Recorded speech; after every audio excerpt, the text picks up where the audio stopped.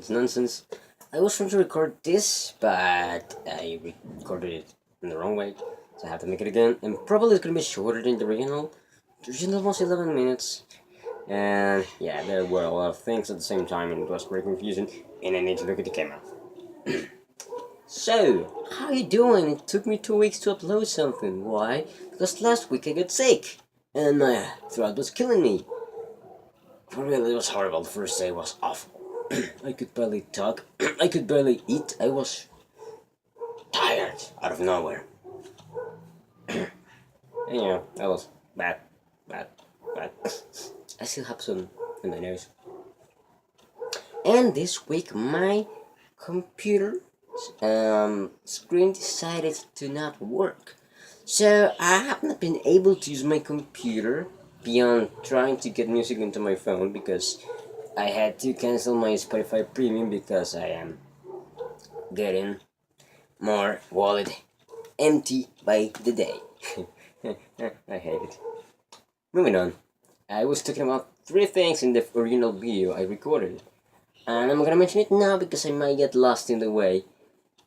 Like, it happens, and I think it happens to you too. So I'm gonna mention it now. I might talk about it in that specific order, probably not. But yeah, I was talking about Frank Iero throwing references yesterday in his new video. By the way, go check it out. I'm gonna place it in the description because you need to watch it. You just need to watch it. I love that now. But yeah, Frank Iero. I was talking about clean Stalking. Yes, that weird Korean comic, that Korean webcomic.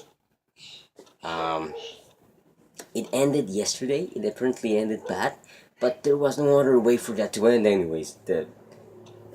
Yeah. In context, Stalking is a psychological terror story or something like that. Psychological is very messed up. You should totally read it, unless that triggers something else, which I shouldn't advise you to read it because no, going seriously, it can really trigger a lot of things. And yeah, it's psychological, and it talks about abuse, about Stockholm syndrome, and other stuff. And I don't know because I stopped reading it last year because of reasons, mainly because I forgot about updating it myself. I mean, update myself reading it every every time it was. Anyways, yeah, Frank Iero, Stocking, and I was talking about, of course, Eurovision. The other entries that have been updated since my last video. Now, all of the songs are out, all of the videos are out. You can check them on their official YouTube channel, Eurovision Song Contest. I might place their channel link in the description. I might forget it, but I just mentioned it, so just check it out and see whatever you want. Now, going on. Frank Iero, Stalking, and Eurovision. I'm gonna start with Eurovision. I'm a big nerd in that. Anyways, this year there are a lot of pops, and I love it. There are almost no ballads. I'm not gonna fall asleep. I'm sorry.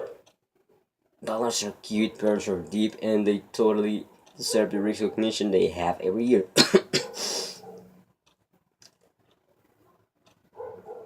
But no, personally, I'm not a ballad fan unless it's really that cute, like Portugal's 2017, which gave Salvador Sobral his winning of that year. And it was very ironical because in Eurovision you usually see a lot of glitter, a lot of light, and a lot.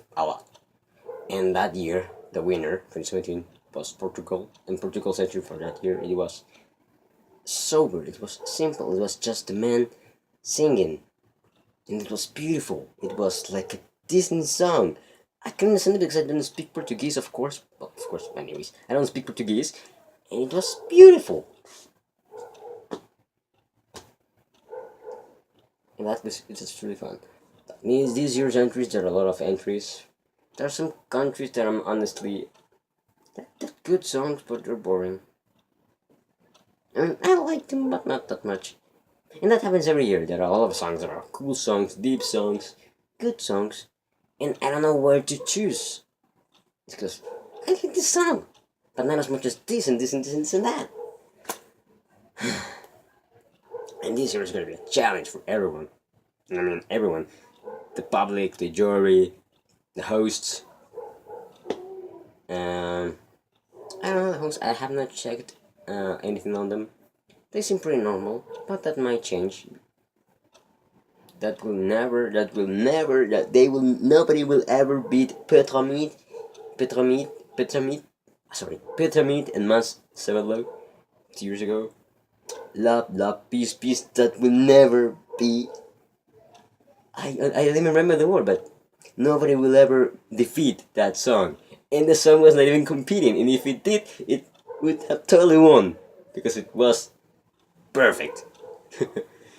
But it would have been disqualified because it had too many people on stage, but love, peace, peace, and saying everything that they need to do to win. Yeah, I'm gonna talk about love. I've been talking about Eurovision for 6 minutes or 3. Yeah. Moving on. My top 5 probably for this year so far, because I don't remember them all, of course. Oh shit! I just remember some songs. Oh yeah, this is not a family-friendly alternative content, so yes, I will say shit. I'm gonna try not to be like that so much in the future, but I just did, and I'm not gonna do this video again. But yeah, there is this song from Finland, I think, that is like a love child between Rammstein and any pop song.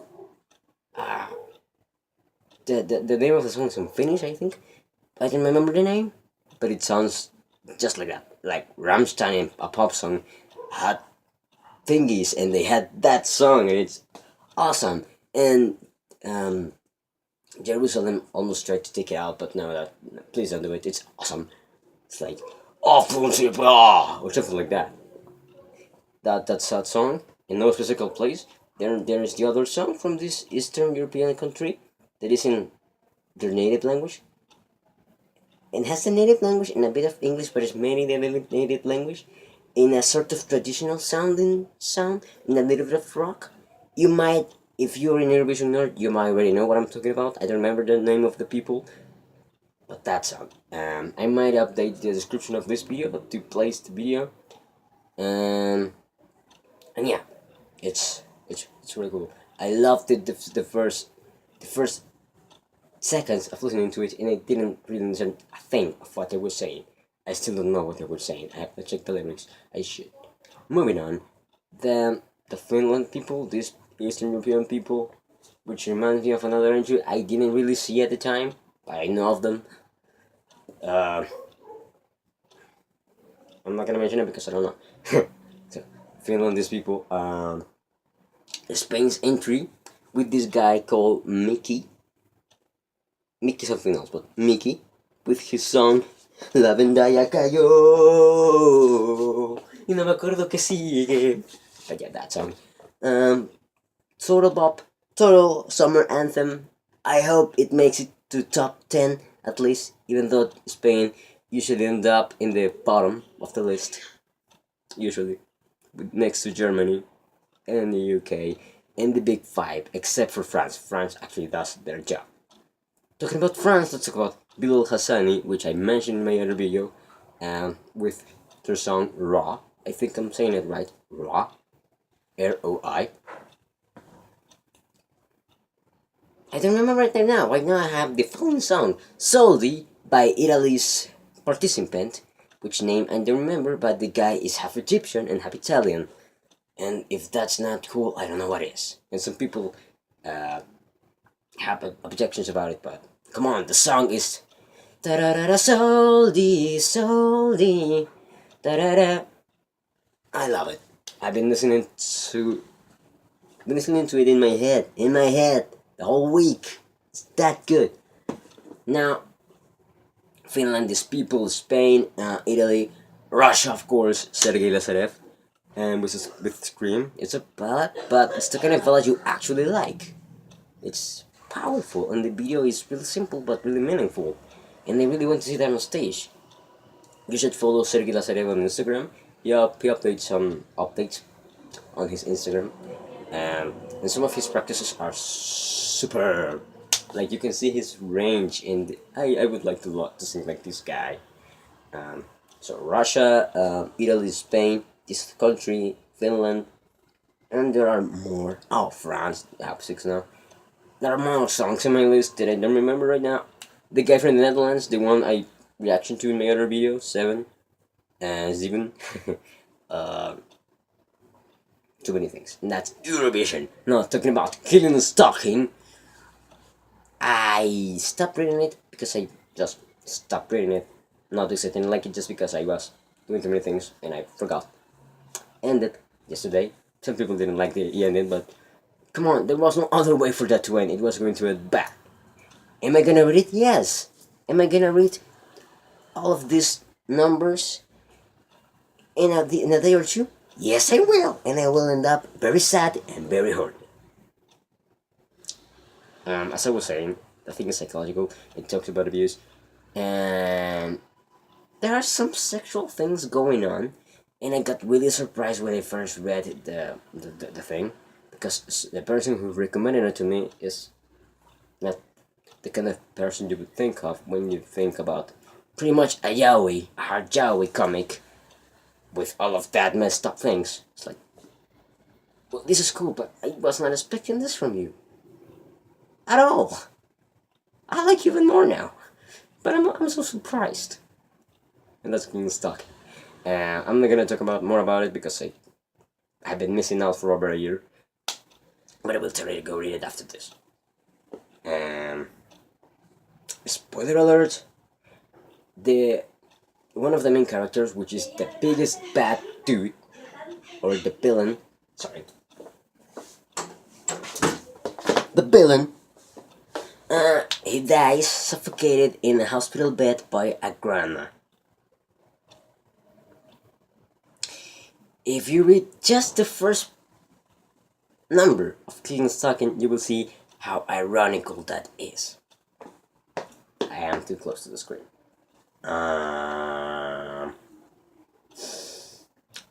Poor old Sangu. I need to learn Korean. Moving on. Frank Iero throwing his references. For those who don't know, Frank Iero is the guitarist, or the main guitarist for was the main guitarist for My Chemical Romance. One of the biggest obsessions of my generation. I should play something in here, but I cannot edit it because my computer is dead. Anyways, Frank, the guy from My Chemical Romance, not the guy with the red hair, the other guy, the one who screams and does a lot of things on stage, like this. That guy. Well, he's throwing his new song called Young and Doomed, and we'll place it in the description. And he said a reference to a very popular song called I'm Not Okay, I Promise. Literally saying that, and I promise I'm not okay. Oh, that was the other guy.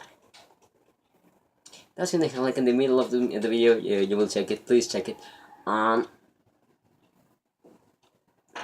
funny thing is, he said that in his new video just a day before the anniversary of the band splitting up. 6 years ago. Yes, we're not over that, and we probably won't ever be. That mixed with the fact that Jetaway is releasing new music every month, and all of his songs are so beautiful. I love all of them songs. And the last song that Gerard released for the Umbrella Academy, his new, the adaptation of his comic, which you should totally read as well, the Umbrella Academy. They're equally as good. And I'm totally biased because I love the man, but really the comics and the series are really, really good to each other. There are some changes because there are always gonna be changes, but that's mainly on Gerard's side, artistic side, on the present, because he was a different dude back then in 2006. And probably some things that he did in that moment he doesn't really like anymore for his characters or story, and artistic editing in the future. Where I was going with this? Yeah. Frank and that triggered me. Frank and Gerard releasing the music with Ray Toro, the guitarist, and Gerard's brother Mikey Way also releasing stuff.